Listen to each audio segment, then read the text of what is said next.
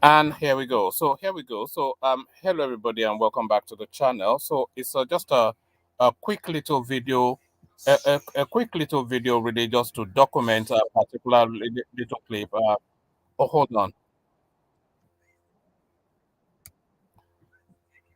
Sorry, I was hearing myself back there for a moment. So, just a quick little video, just to document something I came across, or really on a rise. So, this is Emmanuel Iwuanyanwu, who is now fast turning into a southeastern supremacist. The sort of narrative that he's regurgitating around the social media space. Not even around the social media space, around the Nigerian landscape. So, who purports to be a senior politician, he speaks in this highly ethnicized language. So we joined the Arise TV crew to review now and react to this now latest output by Emmanuel Iwuanyanwu, yet another right wing southeast supremacist extremist jingoism. So let's pick it up from here. And apologies, there'll be a bit of background noise that you can hear. That's my son playing around, so that can be helped. Let's go on and then join Arise TV from the beginning of this. And we listen. I mean, if you've ever listened to Emmanuel Iwuanyanwu, you already know the sort of flavor that he brings to the party. So let's listen to a bit more of that flavor and see what we're making of it.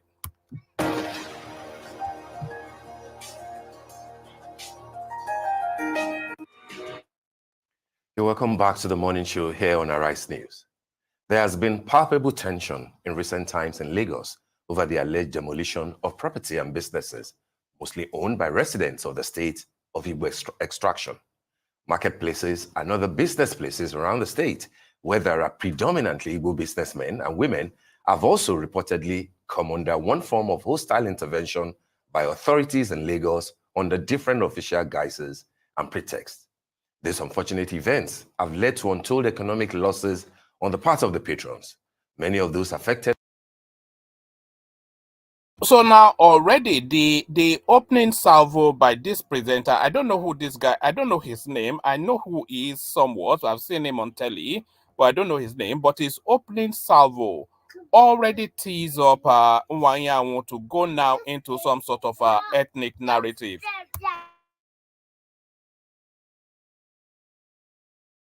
By the series of demolitions continue to claim it's all a witch hunt because of their possession of requisite official issued deeds and documents.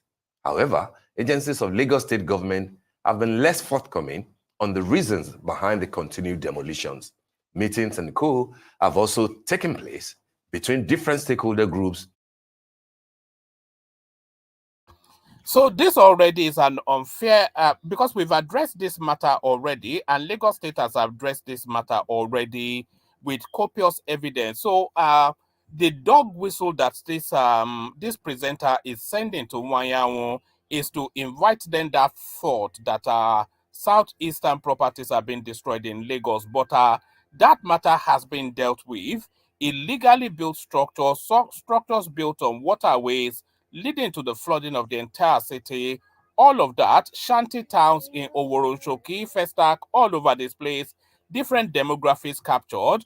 But this presenter now, dog whistling now, an ethnic invitation to Iwuanyanwu, who he knows as an ethnic jingoist, and he knows that he doesn't need that much of an encouragement. So now, next now, let's hear Iwuanyanwu pick up the baton.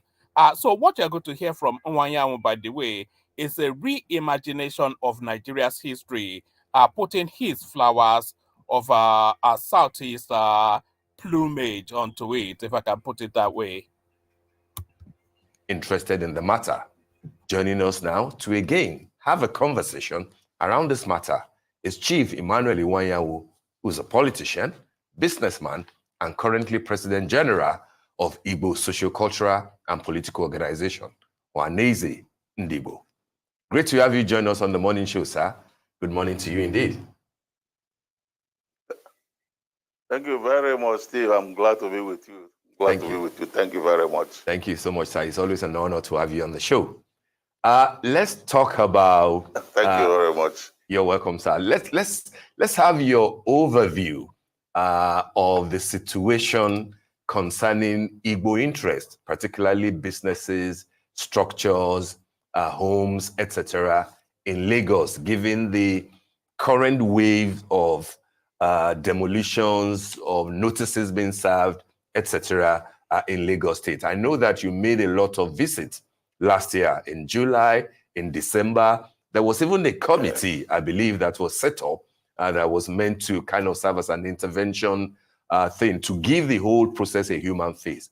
What is your assessment of where we are today, and what would be your keywords to those who have been affected by some of the demolitions going on, sir? Well, thank you. All right. Before Iwuanyanwu picks it up, let me just say this. During that demolition phase, when they were trying to ethnicize it in Lagos with people like Obi Ezekwesili and all the senior names, Obi with his Peter Obi even himself with his Twitter, all of them tried to ethnicize the demolitions going on in Lagos State then, and then telling us that it's an offshoot of the elections and people were trying to drive the Igbos out of Lagos. Iwuanyanwu made an on-the-spot visit, and he went around all of the spaces that was being demolished, especially the southeastern spaces. And what he found, because he then went in front of the cameras to address it, what he found was that a lot of the structures that were, in fact, pretty much all of the structures that were being destroyed had no proper documentation, were built illegally, were built on right-of-way passages, canal ways, all of that. And he came live on television to address that, which a lot of people had applauded him for, but he didn't actually have the scope not to do that. So now let's not hear him now rewrite even his own recent pronouncements. Very much. I want to make it very clear, abundantly clear, that Igbos didn't play any part in bringing Nigeria together in 1914. Since 1914, we became one country. Igbos have been very faithful to this union. Lagos was declared our federal capital. All of us, we are called to rally round to develop our capital. Everybody knows the state of Lagos by 1914 when Nigeria became one country. Igbos in loyalty and in So you not only have to be listening to what he's saying, but also listen to what's being said, because a lot of dog whistles being sent out to different demographics in his pronouncements. So the Igbos had no part in the formation of or the picking rather of Lagos State as the capital. He said that, and but everybody was then called to rally round to develop Lagos. So we've been here before, and very quickly now is the narrative of the Southeasterners built Lagos is what he is now trying to continue to propel and to project. And it's a very dangerous narrative, by the way, because the more simple-minded person would not understand the nuance of what he's saying, and they would take it on a literal level and react to that on both sides of the divide. So this guy is a very disingenuous, very Machiavellian sort of a person, almost a dangerous man, this Iwuanyanwu of a fella. faithfulness and commitment to this country, Nigeria, moved to Lagos, and they made their contribution towards development. Make no mistake about it. Any other part of the country could have been capital. Capital could have been in Port Harcourt, it could have been in Asaba, it could have been in Calabar, it could have been anywhere, but it was Lagos. We didn't oppose it. We could have started opposing it then. Oh, why should it be in Lagos? It's far from us. But as loyal Nigerians, we came in. Igbos came in the normal zeal, in the normal way they operate. They came in, they bought land from owners. When they came, there were people who owned the place. They were there. So Igbos didn't come to acquire empty land. Whatever property they have, they bought from people who own it. And they made developments. And every man of goodwill, every honest Nigerian will know that Igbos have played a lot of role in development of Lagos. And there we have it. So there we have it. We've now landed in their traditional spot now, the Southeasterners built Lagos. So let's examine that. In Lagos State, the richest people are certainly not the Southeasterners, no. In fact, in the pyramid of wealth in Lagos State and in the pyramid of enterprise, of course, the Yorubas are the wealthiest in their own homestead, and then follow them by the Northerners, who are heavy weighted by people like Dangote, Rabiu, who are multi-billionaires, who heavyweight the industries that are a lot of industries around that Tinkan Island. A lot of heavy duty industries are owned by Northerners, but of course, you would never know that because they are not loud in the mouth like some of us can be. So that's the wealth pyramid. You have the Northerners, you have the no, you have the Yorubas, who of course are by virtue of being both their homestead and because they have the mental acuity. Hold on 1 second. And then they have the mental acuity to master their own space. The greatest wealth in Lagos is and some of the greatest wealth, the wealthiest people in Nigeria are actually the Yorubas. If you want to go to Statistars or what is this called, Stati something, I'll bring the data in one of these streams. The wealthiest people in Nigeria are the Yorubas, are closely followed by the Northerners, and then the South, and fourth in line is the Southeast, and that is the wealth pyramid in Lagos State as well. So in Yoruba land they say ariwo koni music. That means noise making is not music. Yes, Lato Rich, I'm live, but I'm just doing it as a reaction video, so I'm going to just cap it within 20-30 minutes. So ariwo koni music. So but this narrative that the Southeasterners built Lagos State is one that has to be taken on frontally. You can't just ignore it as a nonsensity, because the more traction it gets, the more dangerous it becomes further down the line. So the Southeasterners built nothing outside of some trinket little shops here and there, container economy and all of that. And the Lagos State is not built off the back of container economy. It's built off the back of heavy duty industry and heavy lifting enterprise. But of course, this ethnic jingoistic red cap character, he continues to propel this amber of division, trying to create.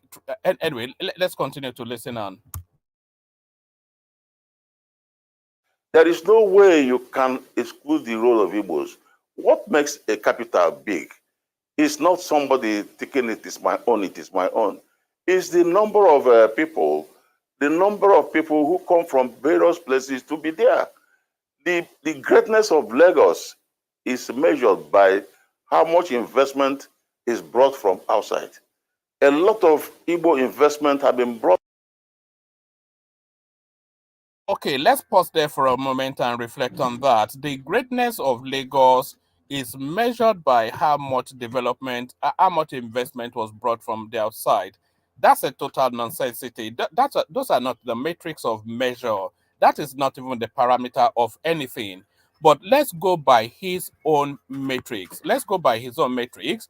If the greatness of Lagos is measured by the level of investment that is brought in from outside of it, the investments brought in from outside of Lagos, the pyramid is still, as I said, because if we are excluding Lagos from this from its ethnic stock and putting it as a standalone state, then the investments coming in from Ibadan, Abeokuta, Ogun State, all these states that are most immediate to it, they are profoundly more than investments coming from further afield. That just stands to logic.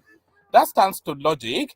And then the investments coming in from the north, because Lagos State is the commercial capital and the financial capital of that country. The investments coming in from the north, where the heavy lift of money, where the heavy concentration of individual wealth. I'm talking about individual wealth, not the collective wealth of the mass. The heavy concentration of individual wealth in the north parks its home in Lagos State. And that is where the investment comes in from too. So this guy is conflating now these little shanty shops that are his stock are building up and down Lagos State in some little hovels with gutters running through. He's conflating that with what actually constitutes investment and what built Lagos State. But then, of course, I am surprised at that conflation with somebody of his capacity. So that conflation is not actually a conflation, but really a deliberate attempt at a confusion. So this is the stoking now of the ambers of jingoistic supremacy. Brought to Lagos. And the good thing, the beauty about Igbos are people who are very faithful, very loyal to the system. Some people, when they come to a place and make money, they carry it home to develop their place. Igbos have a feeling, they say, Ebo Nyebi Kona Washi, that is wherever you live, you must protect and make very great. So Igbos apply the same spirit in Lagos. They develop businesses in Lagos, they establish in Lagos. They did that because Lagos as a capital was a capital not for any particular tribe. Lagos was a capital of Nigeria. Oh, okay. So at last, there's a convergence in thought. So what is now said in this now last sequence, I totally agree with. Lagos is the capital of the country, and it's a city for everyone. There's some sort of merit in Lagos being a no man's land, but that land actually belongs to someone. But we'll take that. So everybody has an unfettered access to Lagos State to come and profit and enterprise within that space. It is their inalienable right as a Nigerian, yielding to nothing, conceding to nothing, unfettered access to Lagos State. Igbo, Mala, Kanuri, wherever you are, whoever you are, you have an unequivocal and unfettered or undiminished, undiluted access to Lagos State as a portal, as a space, as an opportunity. All that Lagos offers it avails you. So we agree to all of that. But to this narrative now that these people, they've come to Lagos State to build it from a waterlogged shanty as a fish market to whatever it is. In fact, it's a self-defeating argument, isn't it? Because if you contrast it against where they come from, then you can see the chasm which continues to widen. So why would you go and develop somewhere where it's not yours to the detriment of where it's yours? So there is nothing in substance that agrees with this narrative now that Iwuanyanwu has been propelling into the space for far too long. But he continues, sadly. Lagos was a home for all Nigerians, irrespective of tribe. And that is the reason why we all agreed to be under the same country. Now, that is what happened in Lagos. And I want to let you know that this is not only Lagos. Even in Abuja, we are having similar experience. I take, for example, when the federal government decided to move the capital out of Lagos, in those days, our leader, Zik, suggested that the capital should be in the east. In fact, he suggested somewhere between present Ebonyi State and Cross River State. That was the suggestion our leader made. I think some other Yoruba leaders insisted it should be towards Ikorodu, But the federal government, in its wisdom, decided to set up a committee that now decided that Abuja should be the best. And indeed, anybody, those days, our leader, Zik, under the same country. Now, that is what happened in Lagos. And I want to let you know that this is not only Lagos. Even in Abuja, we are having similar experience. And take, for example, when the federal government decided to move the capital out of Lagos, in those days, our leader, Zik, suggested that the capital should be in the east. In fact, he suggested somewhere between present. All right. So just reflect on what you just said there for a moment. So when they were thinking to move the capital out of Lagos, their leader then, Zeke, according to him, I'm not aware of this, so we have to go with what he's saying. Their leader then, Zeke, suggested that the capital should move to somewhere in the east. So what logic or argument presents that as a possibility? Is it because the east has the coastal line? Lagos already has a coastal line, so why move it from Lagos to the east?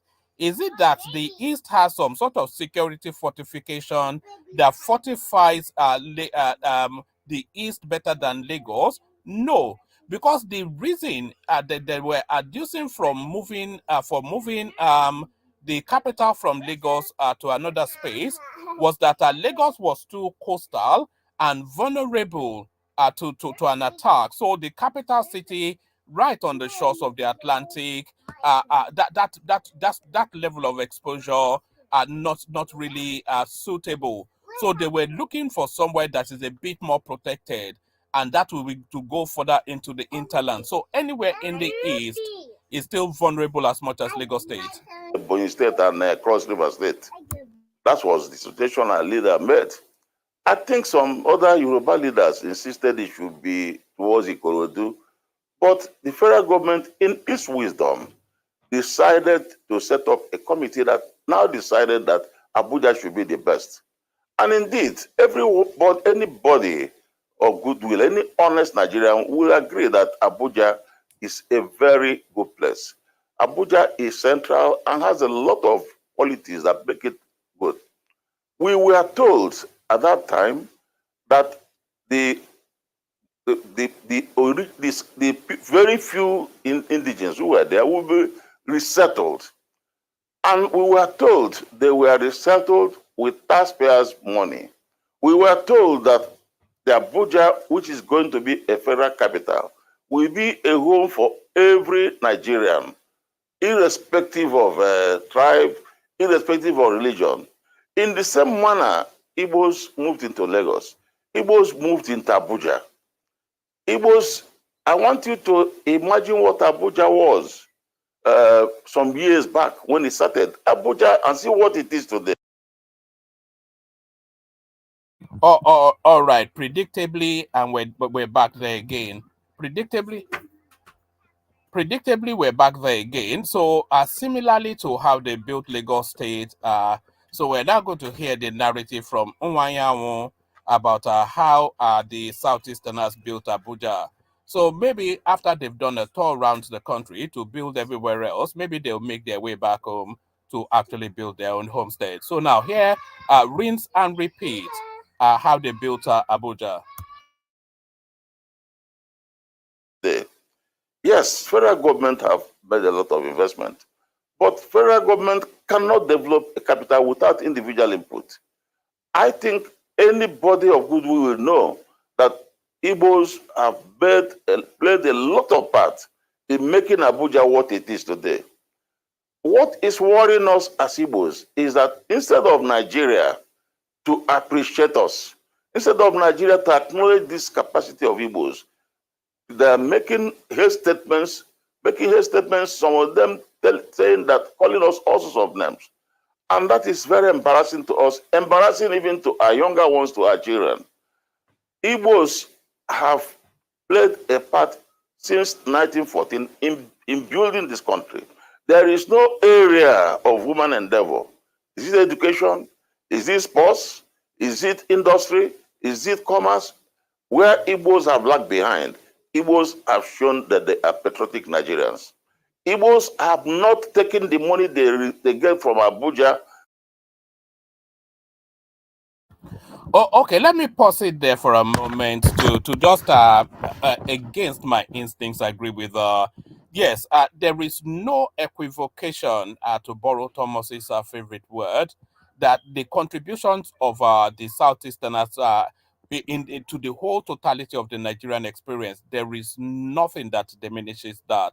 They have punched well above their weight in terms of their demography, in terms of the disadvantage of their topography, and all of that. And there is nobody, by the way, more Nigerian than a Southeasterner, because they have embraced the totality of that country more than anyone else. There is no single race of people in the Nigerian firmament that has embraced the Nigerian identity, the Nigerian experience, more than the Southeasterners. You know what I'm talking about.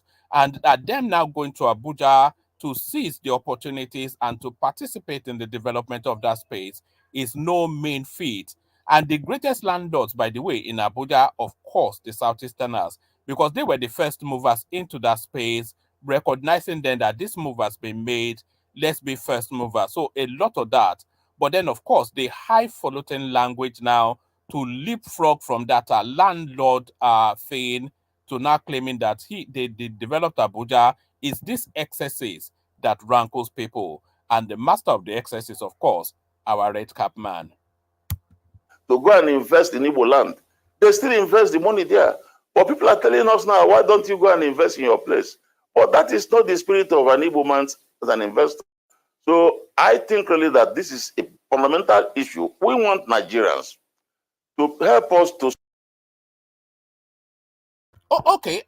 I'm not really going to glide over or let what you just said there to gloss over. I'm going to actually take it back a tad. That is not the spirit. I want you to listen to what it says here. Those have played a part since 1914 in building this country. There is no area of human endeavor. Is it education? Is it sports? Is it industry? Is it commerce? Where Igbos have lagged behind, Igbos have shown that they are patriotic Nigerians. Igbos have not taken the money they get from Abuja to go and invest in Igbo land. They still invest the money there. But people are telling us now, why don't you go and invest in your place? But that is not the spirit of an Igbo man. Okay. Okay. That's where I wanted him to land. So that is not the spirit of an Igbo man, is what he's saying there.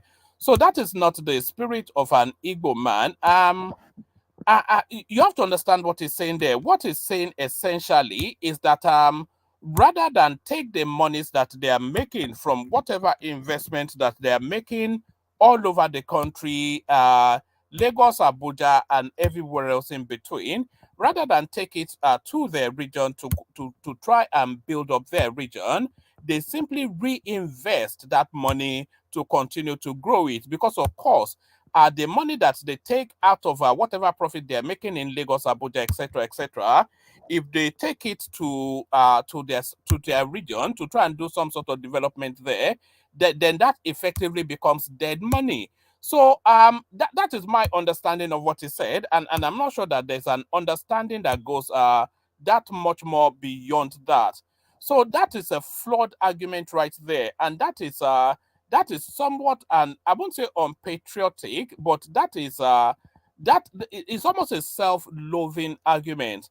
Because if you think profit only and you think more to double your money wherever it is that you are, and you don't think to develop your own homestead, when we get to that phase, and we're getting to that phase now within the Nigerian experience, when people are getting fed up of you and they tell you that, look, it's time for you to start to head back to where you come from, then you have to then look to the developments that you have done in that space to fall back on. So it's a flawed logic, it's a warped narrative, but then, of course, that is what is presenting. An investor. So I think really that this is a fundamental issue. We want Nigerians to help us to stop people who are making hate speeches. The hate speeches create problem, and it could lead to pogrom. The younger ones today, our children are getting worried. I read one by somebody who says he's Kakam for something. I read somebody the other day. There was no nothing. He didn't talk about Igbos. He called us all sorts of names. He said every trouble in Yoruba land is caused by Igbos. You know, when an Igbo child in secondary school read this, they get frightened, they get worried. We Igbos take notice that we have not. Igbos are not going to allow anybody, any Igbo man, to do the same to other tribes. If they do it, all of us will come out to say that And that is the biggest lie known to mankind. I mean, it's telling us that the supremacist or supremacist, wherever it is that you are on the divide, that sort of extreme language, they would never allow it within their quarters. But there is nobody, there is no human being more ethnophobe than people of his Stoke.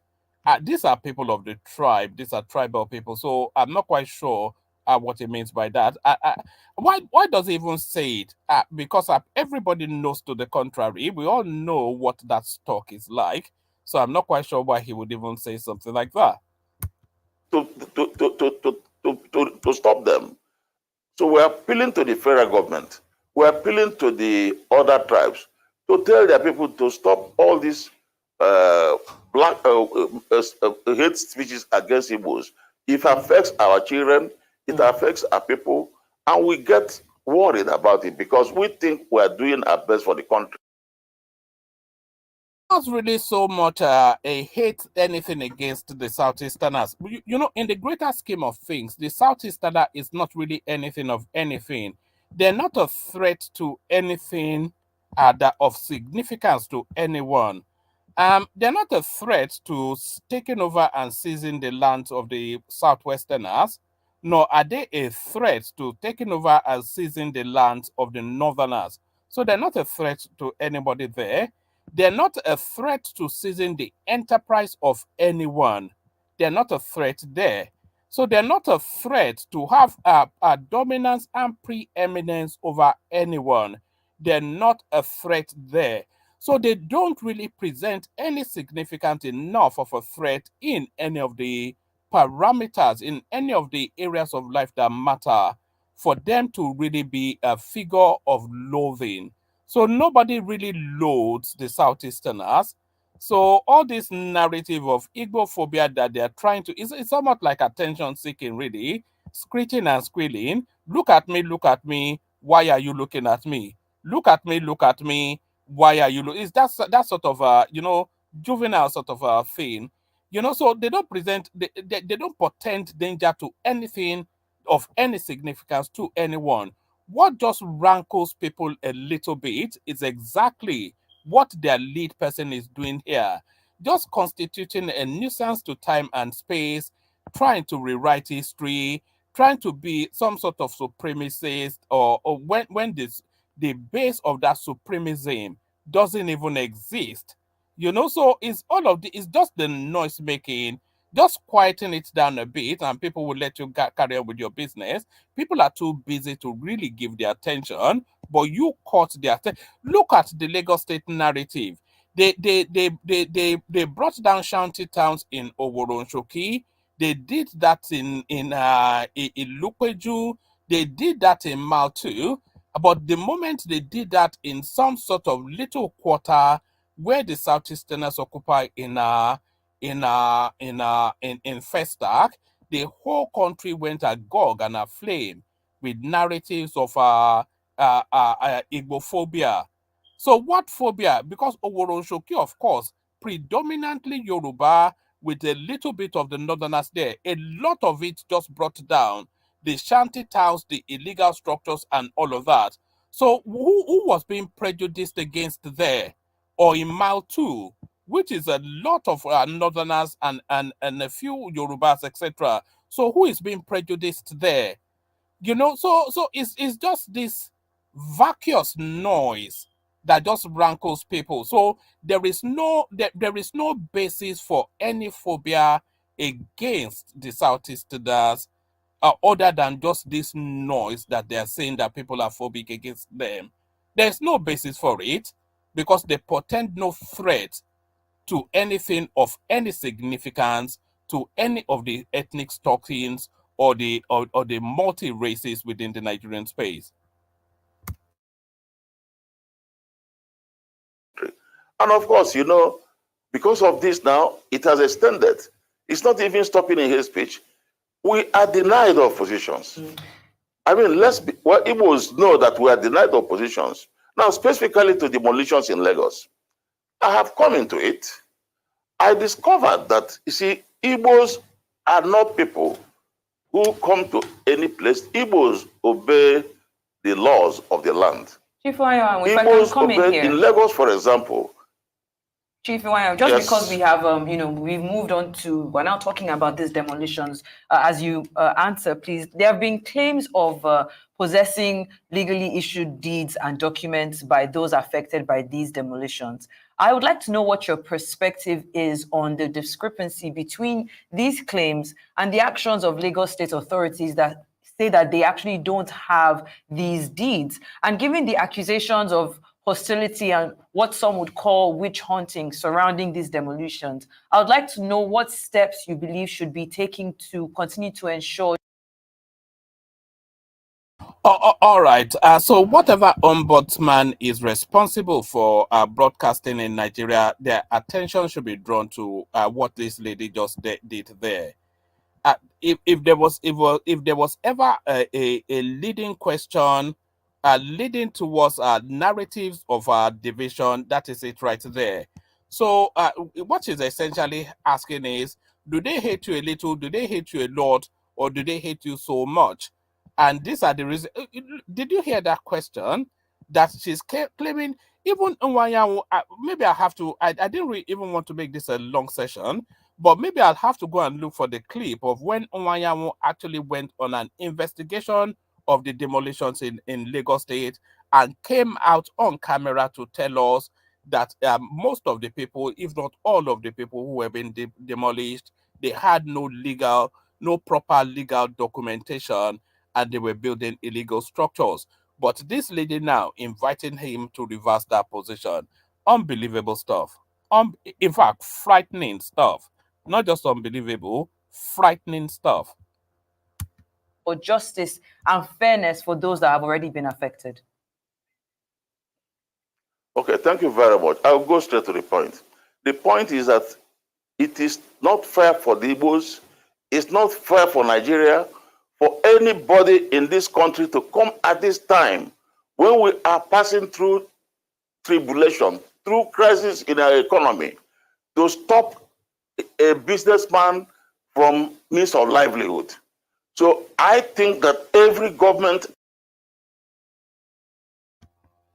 It is not fair for the for Nigerians for the government to stop a businessman from building a house on top of a canal. So do you see how frequently Lagos gets flooded? Lagos is a properly structured, well-planned city, by the way. The plans from the colonial era cascading into the civilian space. Lagos is because they understand that Lagos is below sea level, and the drainage system has been well orchestrated and planned so that there's a smooth water flow during especially the wet seasons. So all of that has been structured, and there's a pullback. I don't know what the technical term is, but there is a recess from the canals, one to allow for the water flow and two to allow for maintenance. But not only have they, because there has to be maybe a 3-5 meters from the from the canals to allow for that recess, for that pullback, for maintenance and flow, as I said. But not only have they encroached onto that recess pullback, they've actually now, in some instances, sand-filling canals to build on top of it. This is what they are doing, and this is what our red cap man is justifying. It's really unbelievable stuff. You can't make things you can't make it up. It has to happen in real life for you to You know, you can't. If you wrote this in a movie, they'll say it's too far fetched. And fairness for those that have already been affected. Okay, thank you very much. I'll go straight to the point. The point is that it is not fair for the Igbos, it's not fair for Nigeria, for anybody in this country to come at this time when we are passing through tribulation, through crisis in our economy, to stop a businessman from means of livelihood. So I think that every government, not just Lagos State, any government in the 33 states and Abuja should know that this nation, Nigeria, is passing through crisis. Any act that will mean stopping somebody's means of livelihood, stopping employment, creating crisis should be very seriously taken serious and then probably postponed.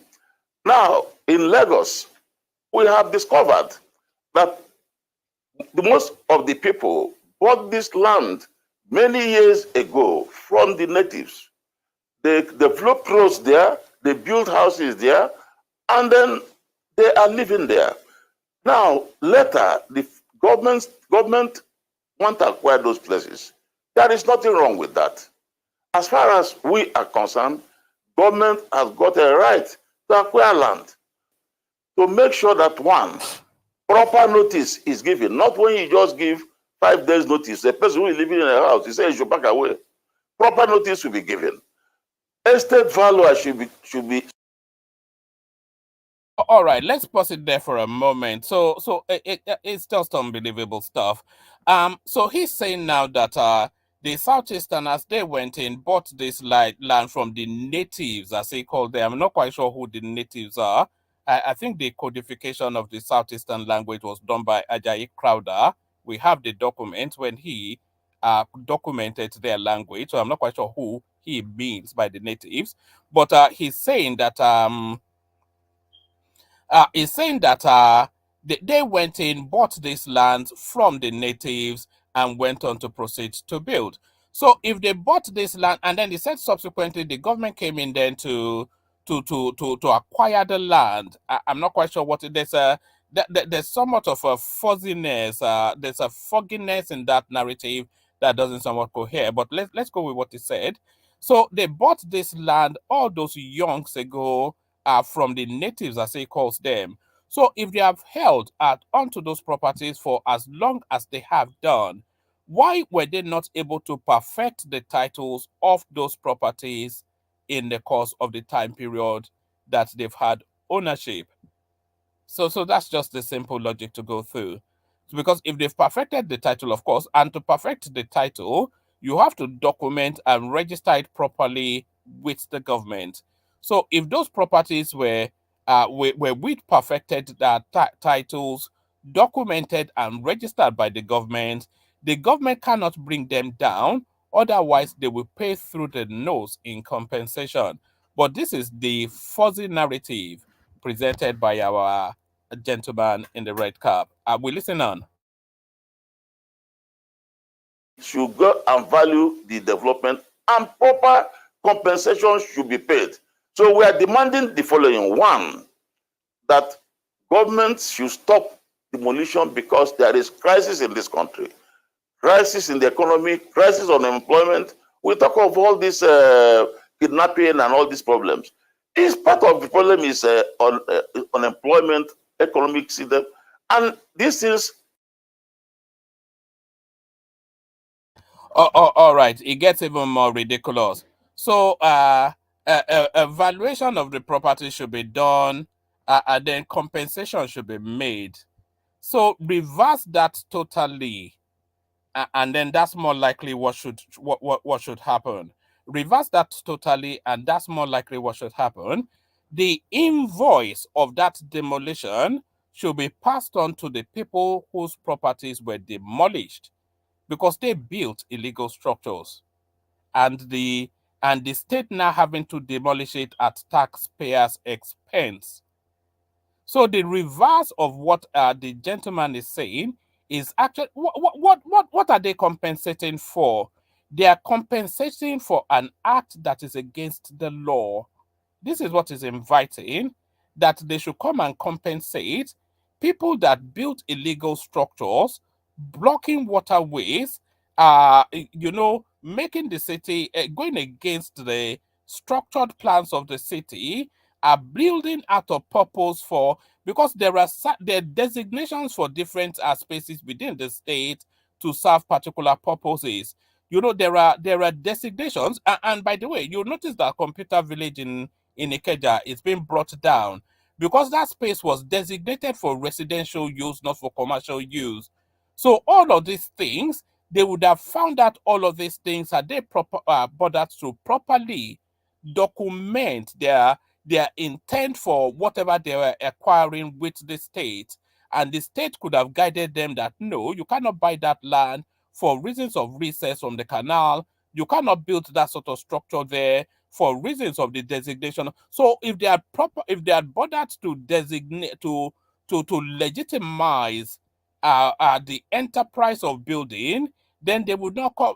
So now the invoicing of the demolition should actually go to these people rather than any consideration for anything that looks like a compensation. But he carries on. Will make it worse. So we, as that's one. Number two, government should not say they won't pay compensation, because people, Igbos, all the ones I have seen, never took away the land forcefully from anybody. If they took away land forcefully, the person should come and tell the world. They bought it from the original owners. There is no land in this country that didn't have original owner. They bought it by original owners. Yes, the government has a right. We don't doubt that. If the government want to take that, they now will value it. They now will give them sufficient time. You don't just give them 5 days or 6 days. Give them time to pack away. These people have no money. Most of them. And by the way, that's another outright lie. The government did not give them, because we've gone through all the histories of those spaces, the government did not give them 5 to 6 days. The government gave them about 3 to 5 years. They've been notifying these people that, one, they would tell them that this structure is not allowed in this space. So they'll tell them that. So they had sufficient enough time. We've even seen images and videos of some of these buildings where in red markings, the government will mark it for demolition, and they will put the date that mark for demolition was marked on that building. So those are not 5-7 days, or they are more 3-5 years. So they've given them sufficient enough notice for them to explore their legal opportunities and alternatives in terms of accommodation. So sufficient enough time. But what really, what staggers even more is that there are ongoing building projects where the government will put that marking on it to say that this building is not allowed in this space, but they will ignore that marking and continue to build. So what this gentleman just said there is an outright lie. I'm sorry to say that of a senior. With all due respect and everything, it's an outright lie. Them are poor traders who have over the years made money, saving 1,500, this and that, until they make 1 million or so. They are poor people. If you say you're giving them 5 days, where will they go? Some of them are homeless. So give them sufficient time, they will pack away, and then pay them compensation for the structure they have built, so that they will know that the government is fair to them. That's all we are demanding. I think from all indication, it appears the government is thinking in that direction now. But I know there are some people who have such hatred for Igbos, and they don't hide it for no just cause, really. They tell you Igbos are greedy, Igbos are this. What type of greed? They say Igbos, some of them say Igbos are before others. Everybody, every human being is like that. They say Igbos are before others. Every tribe in Nigeria. I want you to check. Igbos are even the best. All these governments, all these people, have you seen how many of them have got Igbo special assistance or Igbo? Go and count the people they take. Today, how many Igbos are you seeing in authority? But Igbos are the only people who, when they are in power, consider federal character. So I think that is what we want fairness. Can you cite an example of that? Because I'm aware that Charles Soludo appointed a Yoruba man as into his government, into his cabinet, just a couple of days ago, and the whole thing went agog nationwide. That look, oh, we have appointed a Yoruba man. I think first time in history. But go to the Lagos State Parliament, and half the stock there are Igbos, even House of Representative members representing constituencies in Lagos State, some of them Southeasterners. So I'm not anyway. I suppose is the leader of the Ohanese social, so he has to speak like that. I suppose we can compensate with that understanding that he's only really, maybe this is what Afenifere should be doing as well, per Adebanjo, rather than whatever it is that he has been doing. Yes, they should stop the demolition. The economy is too bad. They should give sufficient notice. They should now value the properties and then tell the people how much they are going to get. That's all. Then they can now pay them the money and demolish the place and use the land for whatever they want to do. That is what we actually expect anywhere. This thing, as I said, is not only in Lagos. It's the same thing in Abuja. You know, it's normal. I have told my people that you shouldn't, most people are frustrated. I've told them as a leader, don't be frustrated. It's normal human instinct. Once people think you are successful, they are bound to attribute it to many things. At times people say that drug pushers, that this. But I have in my office, because of this, kept record of all the people arrested for drugs. Yes, I have seen some Igbo names here. But there is no tribe in Nigeria that is not involved in drug trafficking. It's not Igbos. I have seen kidnappers. Well, today you people know better who are being kidnapped. And in fact, you see the thing that is happening in the Northwest. It's paining us in Ohanese. It's paining. I'm not sure that is a space that Iwuanyanwu wants to open up. All you have to do is everybody listening now, open another tab and then type in Nigerian arrested in, and then put any country of your choice, and then go through the top 10 list and see which names come out. So I'm not sure you should be saying things like that because the facts don't bear that out. Just don't call me whatever you like, some tribal whatever, but open a Google tab just next to the stream, type in Nigerian arrested in, and then put any country in the world. South Africa, Malaysia, Dubai, wherever, in Nigerian arrested in, and then click on search, and then go through the landing page, the first page, and see which name comes out the most. Igbos, what is happening in the Northwest, the Northwest and Northeast, because we believe, and I want Nigerians to know that, every Nigerian should know that it will come down if he's not arrested. And the way the government is handling it now, it will not be solved. It will never be solved because even these people now, if they want to kidnap more people, they will. I have got our Igbo intelligence who have given me a report on this matter. And I want to say that from the report my people gave me, there is no way, no amount of soldiers, no amount of money invested on equipment can support this unless you bring development, you bring security to the local governments. I don't mean these local governments created now. If I were the president, he has to call a meeting of the governors. Some governors already have seen that the local government is effective. Government cannot stop all these problems. They can't stop corruption. They can't stop unemployment. They can't stop kidnapping and banditry unless power goes to local government. If they just continue all this, it will continue the same way. Things that you'd mentioned earlier. Arms are in creating opportunities for people, business to thrive, for people, for business to thrive. Things that you'd mentioned earlier, because you spoke about local development and state development. So do you believe that Lagos State and the Commissioner Tokunbo Wahab or the Governor Babajide Sanwo-Olu are not focusing on the development with these demolitions, but are instead focusing on ethnic discrepancies or ethnic tribal tensions within the state? And the second thing is that you talk about fairness in positions, and you had said that Igbos are being denied positions. Do you believe that President Bola Ahmed Tinubu is denying the Igbo population proper representation in the federal government? Yes. Now, as far as Lagos state government is concerned, action speaks louder than voice. Everybody have seen that people's houses are being demolished. I don't need anybody to, everybody knows, I don't need to say it. Lagos state government, under the present leadership, have been demolishing properties.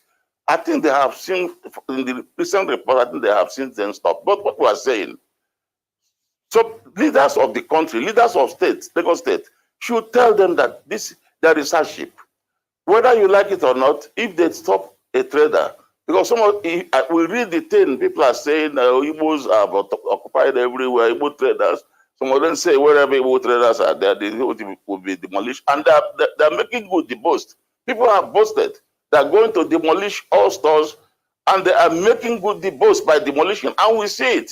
We are human beings, for God's sake. Which group we see people boasting they will destroy them, and they destroy them, and we are watching them, and people are clapping for them. We cannot be happy because they said it. What they said they are doing. So I think it's left for the Lagos state government. But I think from the report I have, they have changed attitude. But I want them to go further, to look at the economic situation and know what to do. Now, question of appointment. Let me say it clearly. Igbos are people, when they say they are with you, they are with you. Igbos didn't support Tinubu. We didn't support him. But now, I am their leader. We have said, okay, he has won election. I mean, and through all right, let's document that moment. Did I just say they considered that he won the election? So he did not steal it anymore.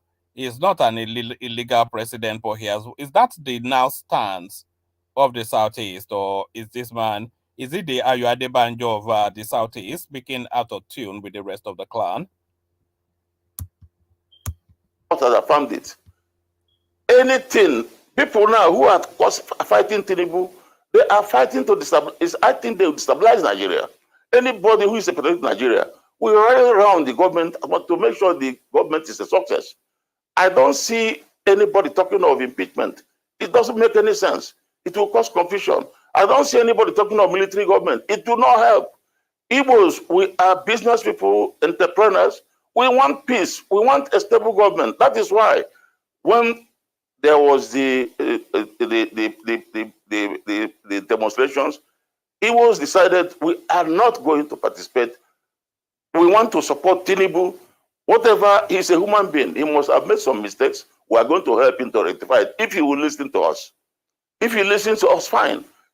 Even though we have been denied, you don't need anybody to tell you.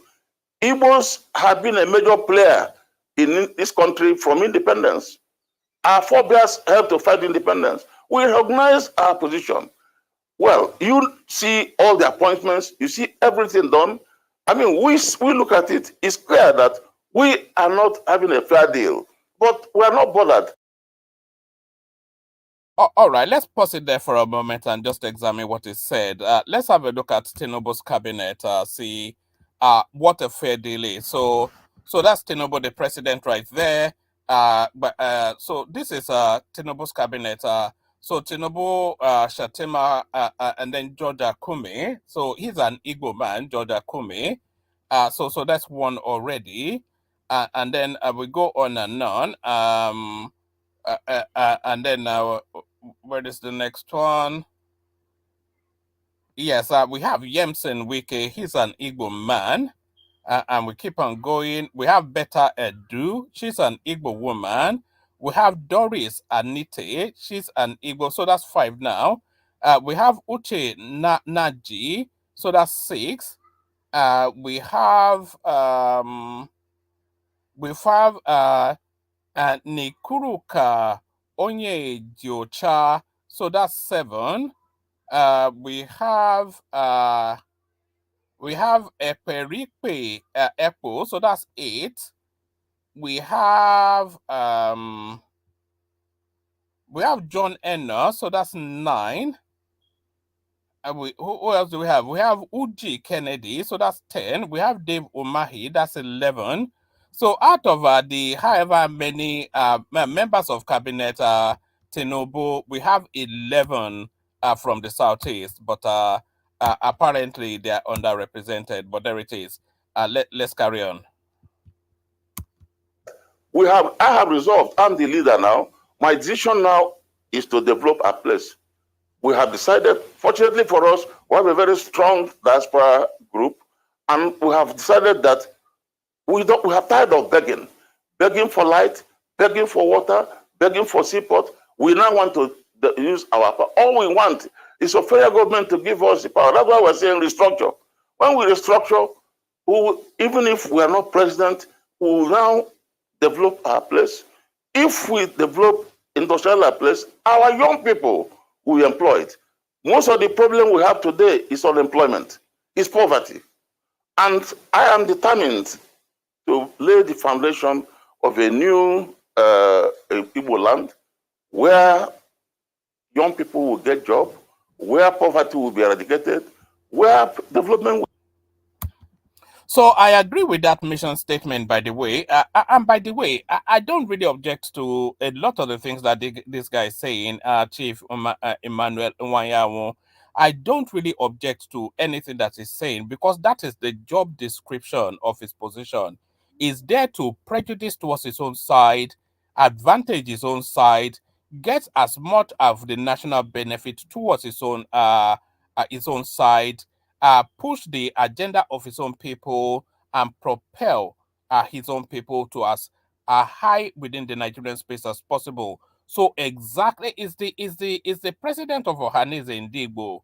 So what else do you expect him to be saying other than what you're hearing from him? So no faulting him at all.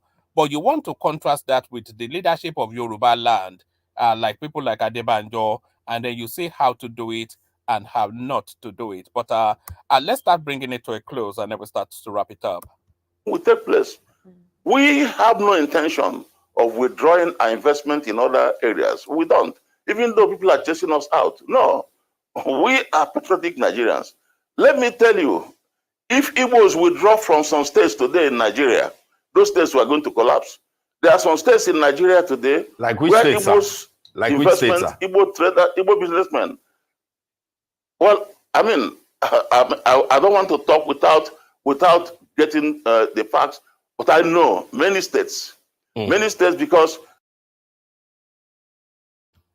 All right. So, that presenter was so heavily inviting him to say Lagos State, which we think is which we know is where he's referencing. But it'd be quite interesting actually to see what impact mass southeastern migration from Lagos actually impacts on Lagos's economy. You know, the pros and cons of it. How much impact will it actually have on that economy is really thin. It will have an impact, of course, because they're a significant part of the economy of Lagos State. But how much of an impact on the economy of Lagos State are they as an enterprising entity? So it'd be that's just something. Maybe we'll look at some figures to try and because I suspect that the southeastern space is no more than a single digit or to the lower ends of double digits of Lagos's economy. And where is their impact point? Their impact point is usually, yes, they have a lot of presence in banking, insurance, etc. But then they're not the biggest presence there, of course not. So their biggest presence is in satellite trades like shops and those sort of. It's essentially around the importation of electronic goods space.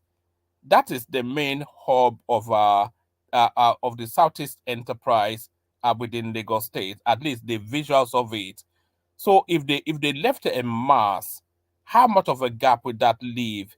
And how much of an economic impact and a convenience impact would that have on Lagos State? So that's what reflecting on. And I'm sure there's sufficient enough data for us to crunch to actually come up with an actual figure of the economic worth of the Southeast in Lagos State, one, and then the economic impact of a mass migration from Lagos by the Southeasterners too. So let's have some figures to back these things up. And those Igbos, they live Igbos. How you know? There is no place where Igbos don't have business, even up to local government area. Go around Nigeria, there is hardly any local government where you don't have Igbo traders, Igbo businessmen, and they are contributing to IGR. They are contributing to gross domestic product of the place. And if they leave, all those things will collapse. So there to be a setback to those tests.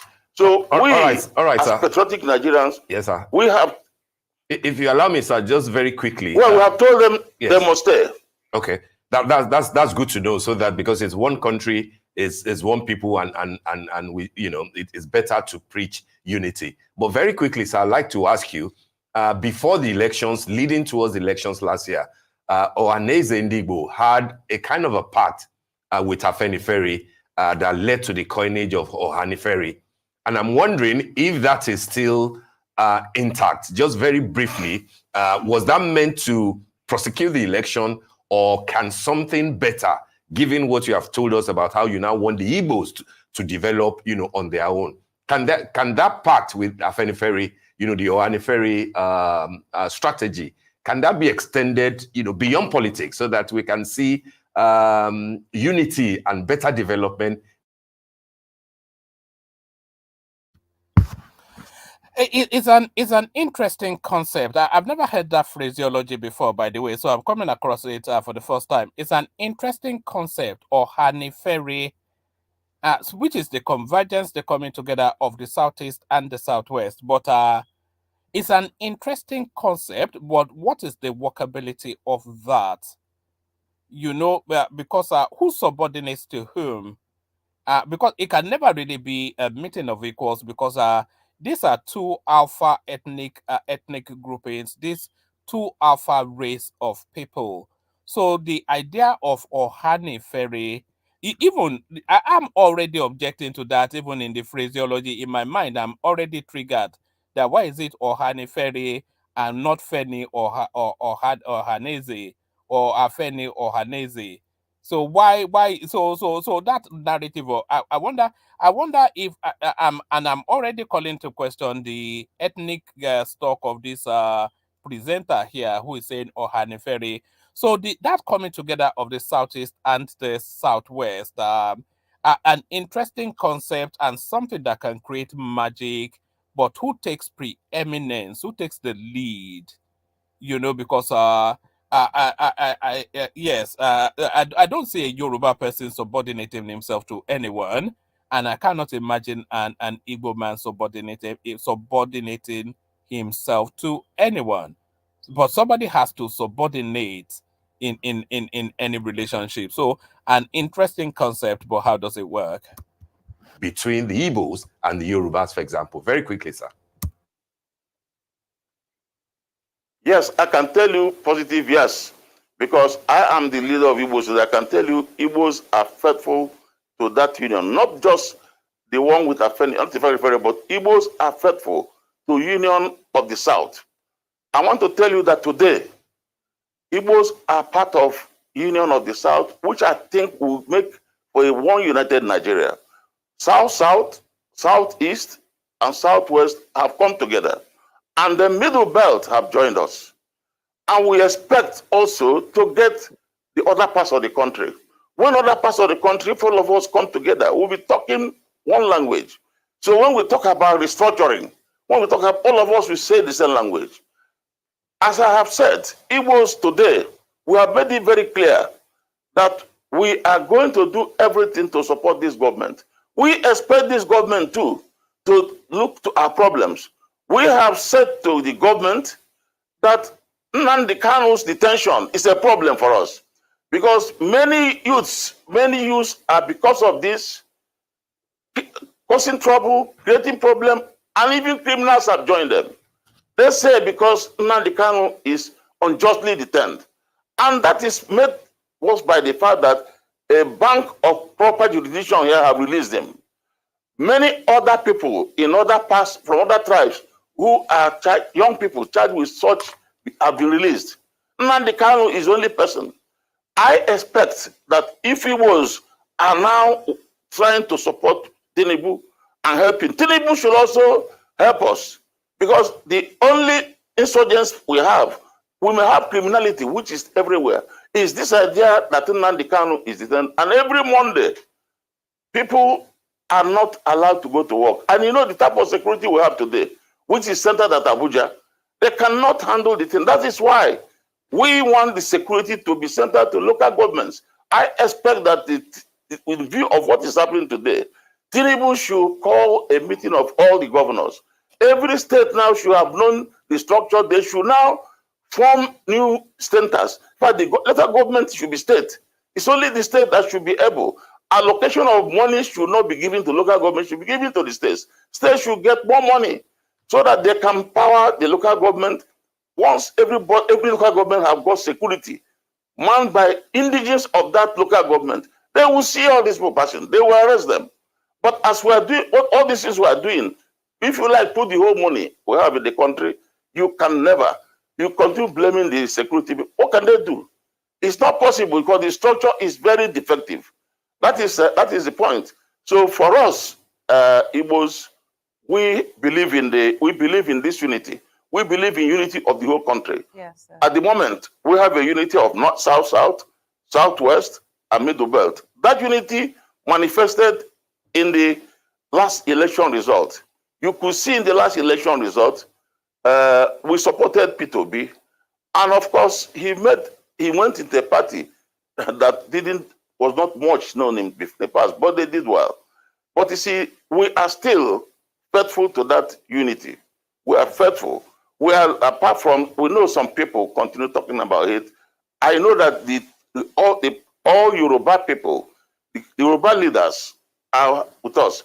And besides, let me tell you, for example, now I'm mourning because my Oba, Lagos, the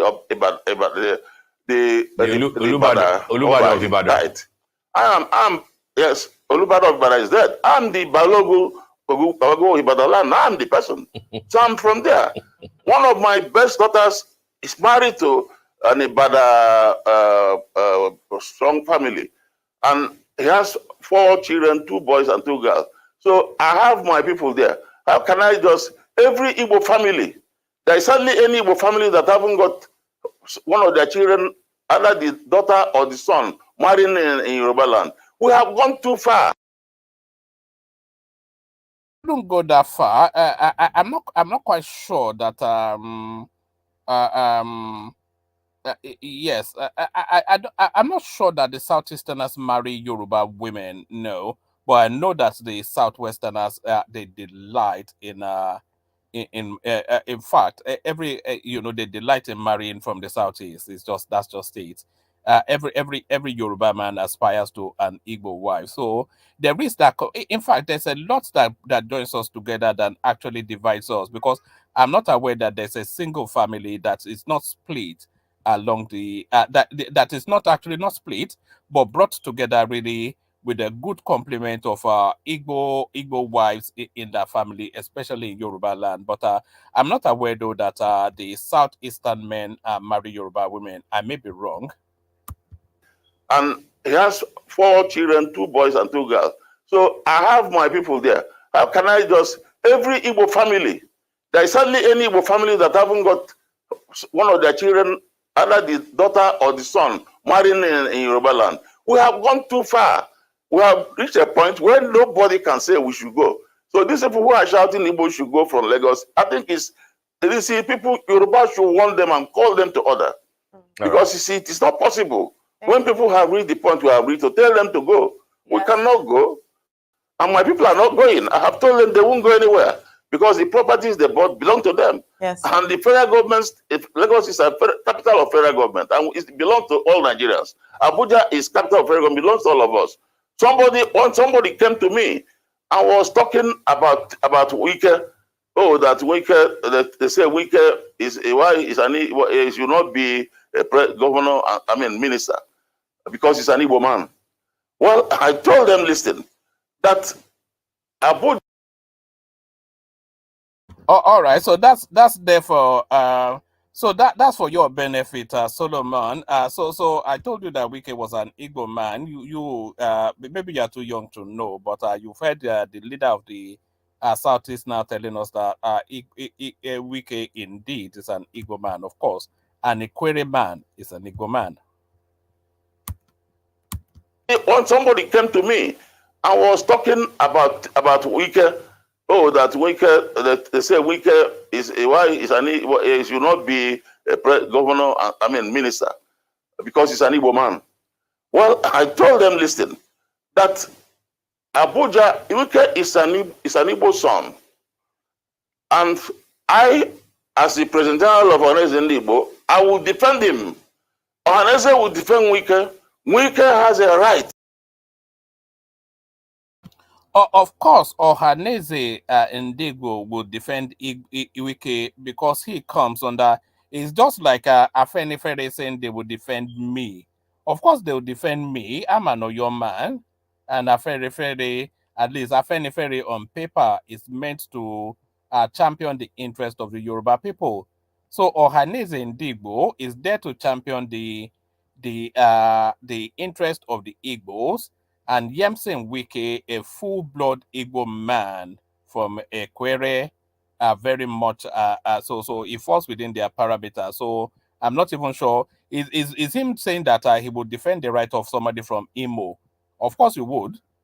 So no different than Ekwere man. So Wike, of course, yet one more Igbo person in Tinubu's cabinet. Oh, that Wike, that they say Wike is why he should not be a governor, I mean minister, because he's an Igbo man. Well, I told them, listen, that Abuja, Wike is an Igbo son. And I, as the president general of Ohaneze Igbo, I will defend him. Ohaneze will defend Wike. Wike has a right. He has a right to be a minister of federal capital because federal capital is a capital for everybody. It's not for any tribe. Every tribe and religion, every religion could be there. Yes. Thank you. Yes, Thank you. The federal capital does belong. As you said, you believe in the unity of Nigeria. Thank you so much for your time this morning. And I'm so sorry for your loss. We're all mourning the Thank you. Olubado. So there it is. We'll start to wrap it up here. Let me send a link. If anybody wants to come in, if anybody comes in within the next 2-3 minutes, they can have a quick say. But we'll start to wrap it up here. Only really, I've never seen this girl, this one here at the bottom of the screen, the one with the chubby cheeks. So it looks as though this one right here, the one to the left of Chief Iwuanyanwu. So I've never seen her before on a rise. So it looks as though they are recruiting even more of these sort of young pepe girls sort of into the Arise table. But there it is. So that's our Chief Iwuanyanwu right there. So here is Kulata coming to flog me that Iwike is not an Igbo man. A senior Igbo person insists he is Kulata. Is it by force to be Igbo? They've told you guys that they are not Igbo. How many times are they going to say it? And you have to now insist that they're Igbo. It's like you calling Igala people Yoruba because 60% of our languages are the same. So does that mean Igala people are Yoruba? Or Yes. Ichekiri people that are made up of Ijebu people, Ilaje people, Igala people, but mostly Yoruba? Are you now going to force Yoruba identity on Ichekiri? All right. I think that's an extreme analogy. Let's use It's not how is it extreme? Let's use a Lori.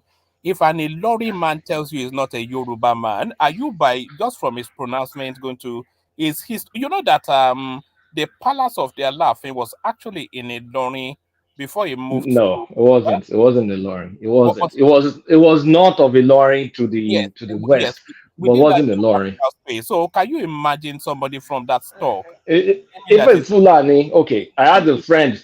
I had a friend that back in college that was from Ilorin, and then also even secondary school. Actually, secondary school, Belgori. They're Fulani. Those ones tell me they're not Yoruba, who am I to argue with them? Because their ethnic stock is Fulani. But when a tribe, or sorry, ethnic group says, I mean, you have to give them the right to defend to frame themselves.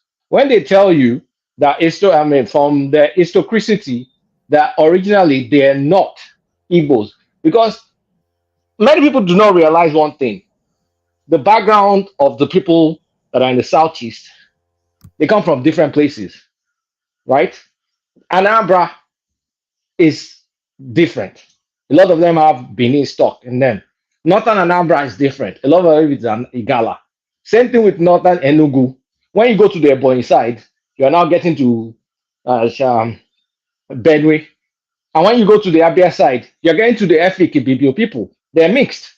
So that area is not kind of like, they don't, I mean, it's only a few people that have this Henry history. So when they say this is Igbo, that is Igbo, that's fine. But when those people, a smaller group, tells you they are not, then you just have to respect the autonomous identity. So Wiki has said it. I don't know that about that because I think it's more of a political stance than an It identity. it Uh, does not matter. yes, but their stock is Igbo. Not They're from they are genetically more leaning towards the Igbo, and geographically, historically, no. yes. Historically they do have some lineage, especially when it comes to their royalty to Benin. So that's not true. The same thing with the Igbos in Anambra, Onitsha. They too have their own ancestry, Ezechima to Benin. For a long time, some Anambra people used to refer to the other Southeasterners as Igbo because they felt they were different. And you can even see that even till today. So do not call Ikwere people because I know few Ikwere people, they will fight if you call them Igbo. It's like saying a Scottish man is an Englishman because they bear John and they speak English.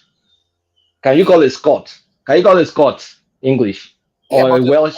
but a Scottish man is not an Englishman now because he's a Scottish man. Exactly. But An Ikwere man is Ikwere man. Igbo man is Igbo man. but okay, what's the ethnic stock of the Aquarius? They can't be a standalone. They are Ikweres. But what do you mean they are Aquarius? What is their wider? It is like their worries. They're an inflection, a subsect of the Yorubas. You know, like the Yeah, Benin but subsect of the Yorubas. So But they're when still you go and meet when you Yoruba. meet an Awori man, they'll tell you they're Yorubas. They'll not tell you we are Aworis. It's the same thing. It's like you should be calling the Shekiri Yoruba people because I mean the history is made up of Yoruba, Ijebu, Ilaje, and that area in Ondo State. And Olukumi people migrated plus some Igala with the Benin royalty. Should you now say, okay, because they come from us, then they are Yoruba? Of course not. You can see it in their language, you can see it in their name. They are Yoruba people. But are you going to call them Yoruba? They don't, they insist they're Shekiri. So respect their sovereignty. Same thing with query. Let's stop stealing people's identity. For what? All right. I'm still going with your Ohaneze. I would rather go with an Ohaneze man who would know the history more than you, as knowledgeable as you are, Kulata. You cannot know Igbo land better than Chief Wanyanwu. Iwanya knows Igbo land. This is River State. Oyato is different. And I don't know if Iwanya has read the history of even his own people, apart from whatever he just knows out of default. I've read some of it, and I know that even that place, they're not really homogeneous like that. It's just now that it's now become homogeneous. But That's besides the point. Whatever that guy was talking about, there's too much. What word will I use now? Um, Jingoism. it's not the jingoism. It's when you have some pompous. Uh, you could read some sort of some sort of superiority complex. Well, Derek, that's what actually made me do. You know, I hesitated to do this video because, of course, I'm already under that banner of somewhat. But I just couldn't stand it when I watched it. I just had to react to it. You know, It's not. It's kind of like he's a irritating. very It's kind of divisive nauseating. sort of a guy. This and why I want sort of yeah. Yeah, I mean, it's divisive, but if you're going to like project, right, you should have a basis for that projection. It's like projecting with no basis. When you look at the Lagos, the biggest businesses in Lagos, if you look at it, is run by Yoruba people, and the largest of them all is Hausa. If you look at it in dollar terms, is Hausa first, Yoruba second. So you can't, because you have shops and you trade, then you now claim they owe you. They owe you what? Nobody owes you the right to build improperly and then claim some sort of entitlement. That's nonsense. Who runs a country that way? If you build illegally, you should be kicked out and you should pay for it.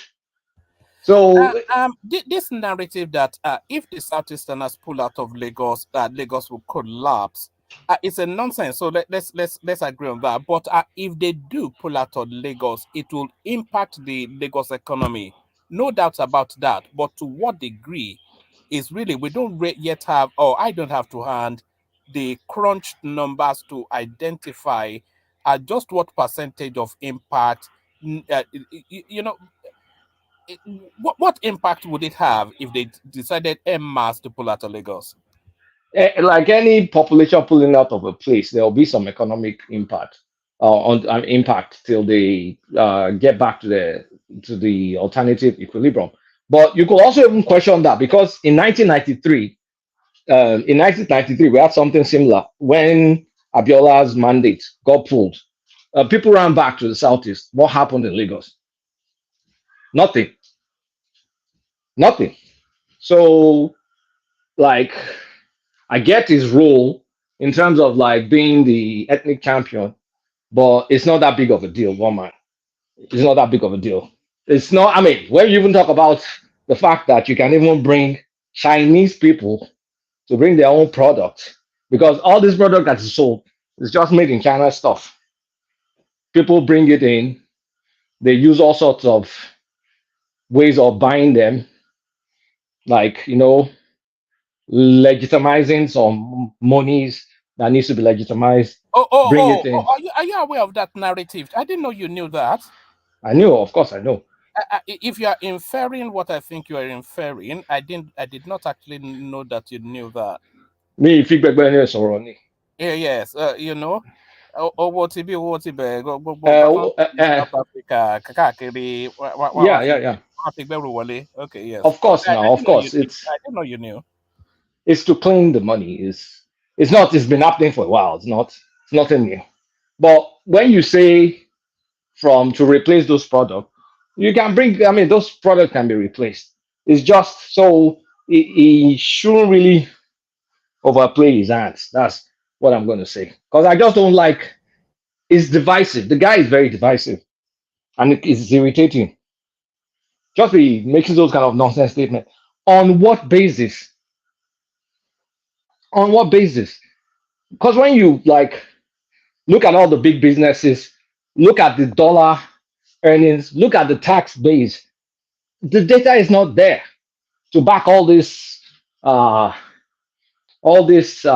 pompousness. It's just not there. So I mean, all right, brilliant. Mike, a quick word from you, and then we'll wrap it up. It was just a little reaction. I'm not sure how much of it you caught. Iwuanyanwu preening and peacocking, as it often does. Yeah, I'll say one thing I respect about the Igbo sociocultural leaders is they are 100% Igbo interest. You understand? They will do emotional blackmail. They'll do whatever it takes to go for that to go for that Igbo interest. No matter how he affect others or how they don't care, they don't give a shit. But the Yoruba socio-cultural leaders, I probably say that the most, I don't want to insult them, but the most useless. I don't even regard them. They even stand for more Igbo interest than Yoruba interest.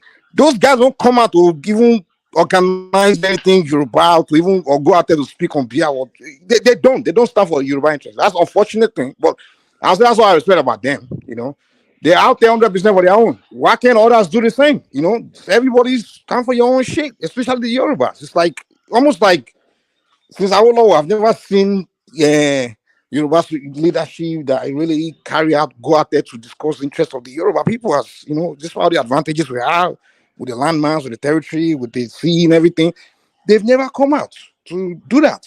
I don't know any of Yoruba business community coming together, the Union of Yoruba Traders or things. We don't have it, but they have all these things. Your Igbo traders, they're so organized in terms of focusing on their own ethnic group, and that's why they can come out and be doing all these kind of talks anyway. At the end, when they talk like that, what they do, this emotional blackmail, is whenever they want something, that's when they come out to do it, and they always succeed in getting it. When they want, now they did it to get 5 states as well as their territories. The entire 5 eastern region is the size of one single state in Southwest, like Oyo. But they find a way to play that game and end up with 5 states. Now they're agitating for 6 more states, 6 states.